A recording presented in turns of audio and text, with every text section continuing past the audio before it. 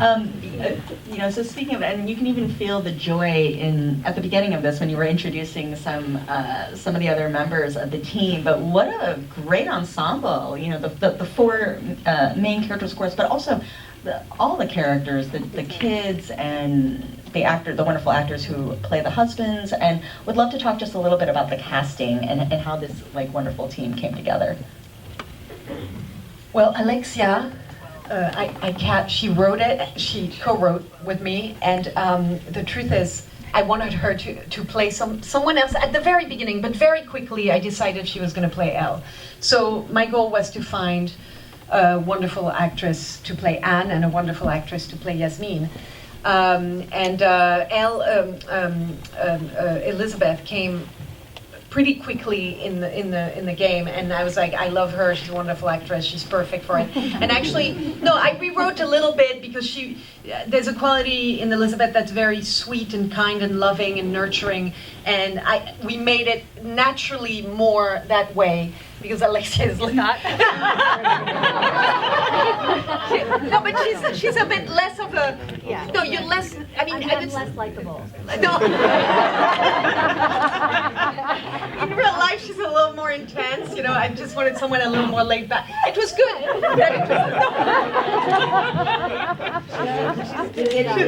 No, but we have the ring of love, of friendship, and then I have the bracelet of friendship with you. But you took it off? No, I haven't. You took it off? Oh my God! See, less likable. She's less likable. She took it off. Anyway. I kept it. It's been almost a year. It's been a year. It's been a year. She gave it to me. I give nothing to no one, but that's another story. I'm not likable either. So then I cast Elisabeth, which was a wonderful thing for me, and I was very excited. And then I was looking for the character of Yasmin, and she was written biracial. And it was complicated to find someone who's black and Iranian, so it took me a while to find her. And then she came about, and I know she was doing all this stand-up about playing all those different kind of characters, so I was like, can you play black and Iranian? She's like, well, I can play Jewish, I can play this, I can play that. I mean, she plays basically everything. So I can play a man, I was like, no, just stick to black and Iranian. And then that was how we cast. And then I did the process of casting through Zoom. For most of the actors, well, not my husband because I know Mathieu Demy for years and I wrote it for him. And then the character of my husband who's super annoying and with a mustache. And then I cast Tim Sharp who's amazing in the show, and by watching him do the scene, and he was just the best. And then there was Troy Garrity, who's also amazing. I mean, I was so lucky to find all those and all the kids, of course, were amazing, one after. And it's interesting how when I cast it, just jumped at me, like it was obvious. Even for a smaller part, like Chloe and all the all the part that I cast. Even for smaller parts, it was obvious, But that you they met were nobody, right? Everything. I met nobody. I met absolutely nobody. I just cast everyone through Zoom, and it wasn't always. It wasn't easy, but it was a real process, and I had to see people over and over and over. Especially the kids. It was hard to cast them, without. You did an audition with me and the kids, and then you read with the kids. Yeah, but through Zoom. And it's very hard to feel if it's going to work in when you're face to face with them. But it did. I was very lucky. I don't think I made a huge mistake with anyone. There was not one character, even small parts that stood out. As a. I mean, I'm happy with that. But I had a wonderful, wonderful casting person. Yeah, and it's amazing too, because even though it was all done in Zoom, the chemistry is just so wonderful on screen. So I think that must have been very palpable for you while you were doing the auditions, even if they're. Yeah, it was stressful though to do auditions via Zoom. Yeah. And it was the first time people were doing that. Actually, now people do auditions by Zoom, but it was the first time. We were the first to cast an entire cast via Zoom. Yeah, I agree. Also, it's always. I think so much of our world now has become Zoom, and we're so much more comfortable with it. Used to it, but at the time it was new. We were we were not, when we started, we were like, can you cast an entire show via Zoom? And I was like, well, do I have a choice? I mean, I didn't have a choice, basically. Yeah, but I met Elisabeth. There's a few people I met before, obviously, but before. Actually, remember we had dinner. That was the last before everything shut down, and then I didn't see you until the shoot. But you didn't meet Sarah. I didn't meet Sarah in person. No. There's a bunch of people. Yes, and Sarah is really wonderful. Let's talk about her for a little bit and her character. Well, she's editing right now. She couldn't make it. She really wanted to make it, but she's editing a documentary, so she's working around the clock. And it's an interesting character. I mean, I talk a lot. I'm so nervous. Oh, sorry, I have hairs on my legs. And no, I talk a lot because it's a form of anxiety, right? You understand that it's not that I want the attention. It's that I'm actually mentally capable of not talking in public. Otherwise, I would get nervous. All right. What was I saying? Oh yeah, Sarah, how wonderful she is, and also Elisabeth and Alexia also just being able to work with her, and I think you've seen work with her as well. She's really wonderful in the series. No, she's great, and she's a complex human being, and she's very. She has moments of insecurity that you have to. Everyone is different. I find that, dealing with actors, I realized, and I was raised by 2 actors, so I know that it's all like, and sometimes I'm not super tactful. I was directing you one day, and I say, "You're usually so good. Like, why are you not making this scene good?" And I see her like shivering, and I was like, "What's wrong with you?" And I was like, "It's one of those days when I'm completely insensitive to people's feelings, right? I am a little. I didn't care. I was diagnosed actually on the spectrum years ago, so it's probably part of it now. I'm finding that as an excuse, but I'm actually quite insensitive to people's feelings sometimes. It's really horrible. But I am incapable sometimes to completely understand, and sometimes I'm overly understanding. So, but that day I didn't understand your feelings, but you were great in the scene in the end. So I did well to make you suffer. No, it's complicated. What I realize with directing for years now is that everyone's emotions is different on set, and every person is completely unique, and their functioning is completely unique. So actors are the same, but multiplied by 10, because that's what they do as a job. They express their emotions. So you have to really kind of manage them, and sometimes you manage people well, and sometimes not as well, and sometimes it's great, and sometimes it's not perfect, and I learn every time, that I work with people, how to work with each person, The energy that we all had the first day was, it wasn't the scene that we saw, but it was a birthday party, and everyone was just so much energy and neurotic energy, and everyone was just bouncing off the walls. And I was thinking, oh my God, it's going to be terrible. It's going to be a terrible show. How are we going to be able to deal with each other? They're all so neurotic. We're all crazy. Yeah. And I thought the same thing. I was like, we're all fucking crazy. There's 4 crazy people in the room. Like, how are we going to manage this? How are we going to do it? And then it was so interesting over time, the trust that was built and the deep respect for each other that we had. And slowly that energy and that neuroses was what really bonded us and made the energy so fun. Once we relaxed into trusting that we were, all on the same team. It was it was a joy to work on this, a real joy, and the energy that all the actors brought every second was so alive. It was a little intense at times, but it was fun. It was fun. Right? Yeah, and Elisabeth, also for Anne's character with George, that's a fairly complex relationship as well. How did you decide? How are you navigating that? Because there's a lot of layers to that relationship, and also your shared son, of course, as well. I just, he was younger than me. I was very excited that I got to make out with him. He was very cute. I would say that the first, the scene that you guys saw, the decision to make out with him for the entire dinner was a good one. Great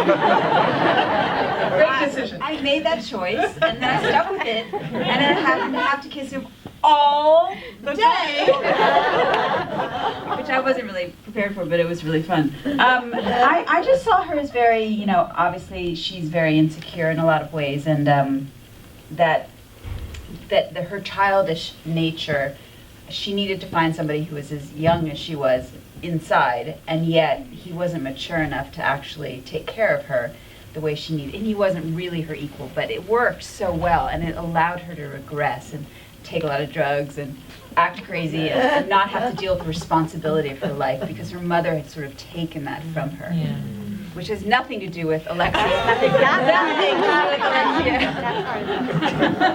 Her mother and her are like this, right? And Alexia, for you, how was it, because you have 3 child actors that you work with, Right. just in terms of like your children with the different fathers. How was it working with the kids and knowing that it's like each of their characters has a different backstory as well? The kids were great. I mean, I immediately, I was scared that I wasn't going to be that wasn't going to be believable for some reason. That I wasn't going to be able to sell it. Believable, yeah. But I really liked the kids, and we all got along, and they all developed their own relationship as brothers and sisters. Like they all got pretty close. I don't know, they all seem to have their own, because children on set have to be taken out every couple of hours to school, and so they're working a fraction of the time that they're on set, actually, because they're doing school too. So they all had their own relationship, the kids, and so it just really worked. I felt very bonded to them, and I felt like they felt bonded to each other, and I don't know, it worked. And I have a child who's a 13-year-old boy and a 7-year-old boy, so I understood that dynamic, you know, of being a parent to a 7-year-old and a 13-year-old. With Daphne, I don't have a daughter, and I don't have a daughter that's that old, but we had a really nice rapport, so I felt like it was really seamless. Yeah, so lovely. You know, just watching and the toggling between. Oh, sure. Okay. You know, we have like 5 minutes left, and I'd love to, if we can, just maybe open this up. To the audience. If anyone has any questions for. Go ahead. The lady first. So, the last bit that we saw when she's sitting at the typewriter with all the toilet paper in the room was obviously making reference to the lockdown and the pandemic, but do you actually make any direct references in any of the other episodes? Well, if you see the whole show, it's actually before pandemic, but her husband is obsessed with getting stuff because he's a bit obsessive. So he makes her buy toilet paper. He's actually the husband is based on someone I know who actually got me to buy toilet paper before everyone, got me to buy hand sanitizer before everyone, because he was foreseeing what was going on like in November, or even, no, actually November was early, but like in January, he was like, there's gonna be a pandemic. I was like, you're fucking nuts. But anyway, I bought all that stuff, so he's based on the guy. And basically, he makes me buy toilet paper, but eventually, the whole show, if you watch the entire until the 12th episode, which is really not that much because it's 30 minutes each, but you know, you realize that it is everything before the pandemic. It's this bubble of time between January and February 29th, which is exactly the day of the first death, which is also by COVID, which is also a weird thing. It's on this leap year, and it's this, you know, invented day. You know, we invented a day because we couldn't figure out how to mark those 360 whatever 4 days plus whatever 6 hours. So it's like this weird day where it first happened. The first death in the U.S. by COVID happened that day. So it's a big. The whole show is a circle to that day. So you have to see the whole thing, but it's actually not a reference to that, but it's a reference to pre-pandemic people that were kind of foreseeing things, kind of thing. Which is very few are forcing it, but yes, you were second. Yeah, sorry. First of all, congratulations on a wonderful show. I really enjoyed it a lot. Thank you. What I like it's a comment and also a question. My comment, what I enjoyed the most is I felt like it was a different perspective on the city of Los Angeles. It shows how diverse and how, you know, people from all walks of life come to LA and and you feel like it's home. So it's a very welcoming city. Yeah. I enjoyed that. I got that. It was beautifully well done. And also my question is, how did you write the male character? Because I thought they were just as brilliant. You did a great job with the cast, and they did a fantastic job. So what was your process in writing the men? Well, you know, we're women, but we live with men. I know it's weird. Sometimes people ask me, like, could you write a film about war? I'm like, you know, I have a whole family in the military on my dad's side. My grandfather killed himself because he had PTSD. I mean, you know, it's like, yeah, I could write a film about war. I know as much about, at least the result of what war does to men, because I've seen them in my family. So, you know, can you write about a man? I live with a man. I'm raising a man. I mean, a boy. You know, I'm friends with a lot of men because I've always enjoyed men and women as much. You know. So I do take from, you know, of course I love writing for men because I know them. I know them almost sometimes better than women in a weird way, because I've been face to face with one for years and years and others throughout my life. So my dad is very present in my life. So, you know, I think that's how I write men. I write men because I spend a lot of time with them. Maybe I'm not completely... And sometimes men do speak to me about their deep feelings, and my husband is very open about his feelings, and all the male friends I've had have been very open about how they feel, so I think I can capture that part of it, you know? Maybe it's not perfect, but it's I think good enough to be able to create someone with more than one dimension, you know, I feel. Beautiful. Thank you. Thank you so much. You had a question? I actually have a lot to say, and certainly, you seem to be a very real person, very honest with who you are, with everybody, and I think it comes out in the movie, and I think that's part of this sense of friendship that comes out of the three of you, for example, as people. But it comes out in the movie too, this sense of friendship between women, which I think is becoming so crucial to who we are as women. We've gone through so much evolution, the whole Me Too concept, and I think the society's pressure has been so much on us, and it's going to be more because I believe there's going to be a major economic crisis. And I think the friendships of women is what's protecting society more than anything. And getting older, how important it is to recreate your identity as a woman. We're not a worker anymore. In fact, I am not a worker. I'm not a mother. Well, they grown up.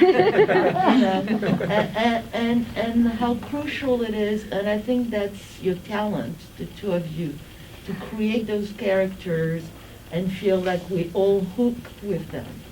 Even though it's a small piece of society, it's Venice. There's this woman power that's very soft, and I think is very important. So thank you. Thank you so much. Thank you. Thanks a lot. You know, to me, directing is about telling a story, and whatever is being told kind of rules the way of directing. You know, and it comes from the script, and then it influenced my way of doing it. You know. So. Any other question? The lady over there. I think after that we're done. Yeah. Go ahead. Yeah, you in with the shirt and the pink mask. Yeah. Over there. I have a couple of comments and then a question. Thank you.